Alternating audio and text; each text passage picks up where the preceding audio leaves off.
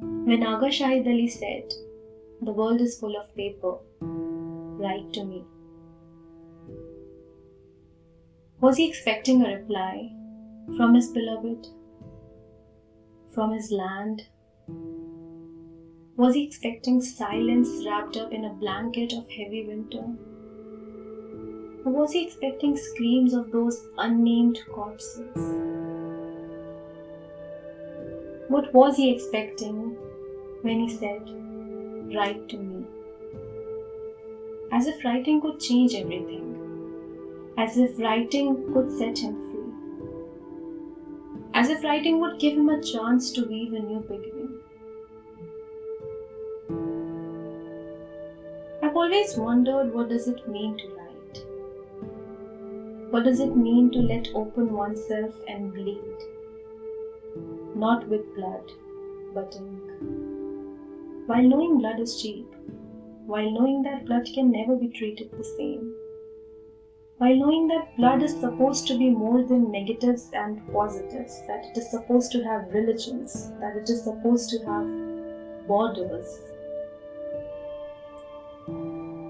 Despite knowing that he was talking to a country that has no post office, despite knowing that the country will not be able to speak, why was he waiting for a reply?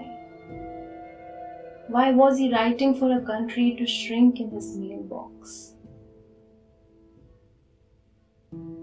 Waiting is a very peculiar task.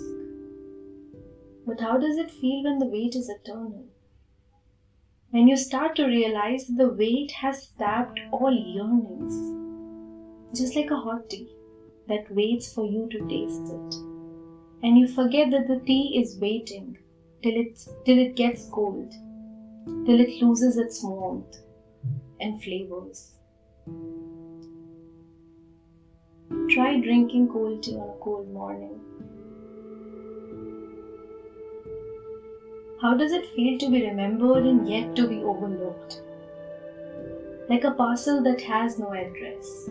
Like a parcel that can create chaos on a railway station without even saying anything, without even fighting or shouting.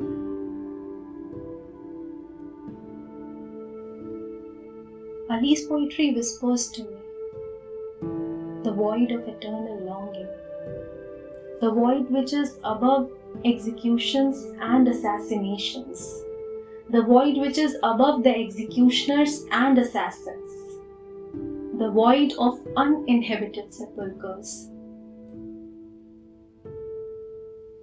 The wait reminds me of uncemented graves that still wait for those bodies to inhabit it, even if it's a dismembered corpse. It reminds me that the angels of the grave are still waiting for the dead. Those two angels, Munkar and Nakir. They still wait to test the faith of the soul that can never be found, just like the dismembered parts of his body. I've always wondered what happens to those who aren't buried 4 to 6 feet under the surface of the earth. Where do they go? Death and resurrection are meaningless when the wait for death becomes eternal. When she realizes that waiting for death is better than waiting for her long-lost son. Is it true that we all meet after dying? When Ali was waiting for a reply, did he know that the verses would be drenched in blood? When his poems were traveling from Ohio to Calcutta, did he speculate that perhaps mapping the whole world won't be of any use? That no matter wherever he would go, his verses would bring him back to that empty country?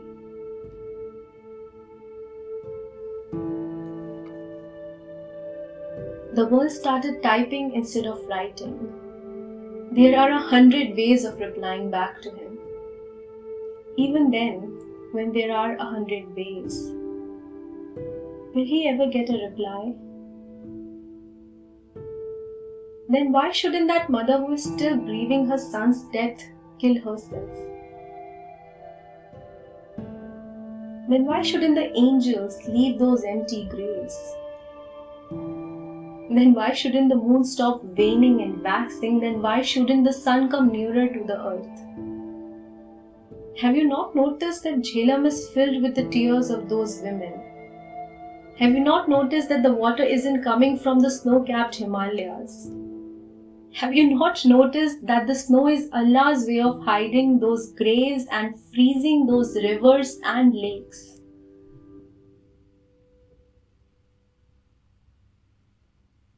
Winters can sometimes be comforting. Springs can sometimes bring back those memories of never earned peace.